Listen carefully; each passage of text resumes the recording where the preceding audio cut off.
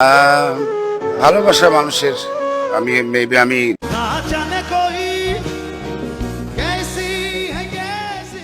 James থেকে শাকিব খান বিচ্ছেদের পর আর কাউকে মন দিতে পারেননি যেসব তারকারা। হ্যাঁ ভিউয়ার্স, তারকারা ভালোবেসেছিলেন, সংসারও শুরু করেছিলেন, তবুও টিকল না সম্পর্ক। এমন শেয়ার করার মতো এমন কোনো স্মৃতি নেই। আর শোবিজ জগতে প্রেম যেমন রঙিন, তেমনি বিচ্ছেদ হয় কখনো হঠাৎ, কখনো নিঃশব্দে। তারা ভালোবেসে বিয়ে করেছিলেন, স্বপ্ন বুনেছিলেন, কিন্তু সময়ের সঙ্গে সঙ্গে বদলেছে সে গল্প।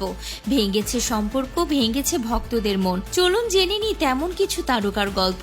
নগরবাউল জেমস ভালোবেসে 1991 সালে বিয়ে করেন মডেল রথিকে। 2003 সালে সেই সংসার ভেঙে যায়। পরে বিয়ে করেন বেনজির সাজ্জাদকে। এই সম্পর্ক বেশি দিন টেকেনি। দুই বিবাহ বিচ্ছেদের পর থেকে একাই আছেন রকস্টার জেমস। শাকিব খান ঢাকাই সিনেমার সুপারস্টার শাকিব খান গোপনে বিয়ে করেছিলেন অপু বিশ্বাসকে 2008 সালে। 2016 সালে জন্ম নেয় তাদের ছেলে আবরাম খান জয়। অপু বিশ্বাস লাইভে বিয়ের কথা প্রকাশ করলে সম্পর্ক ভেঙে যায় তাদের। এরপর শবনম বুবলির সঙ্গে নতুন সংসার, সেখানেও জন্ম হয় পুত্র সেইজাদ খান বীর। এই সম্পর্কও টেকেনি। এখন একাই আছেন শাকিব খান। আরিফিন শুভ 2015 সালে কলকাতার ফ্যাশন ডিজাইনার অর্পিতাকে বিয়ে করেন শুভ।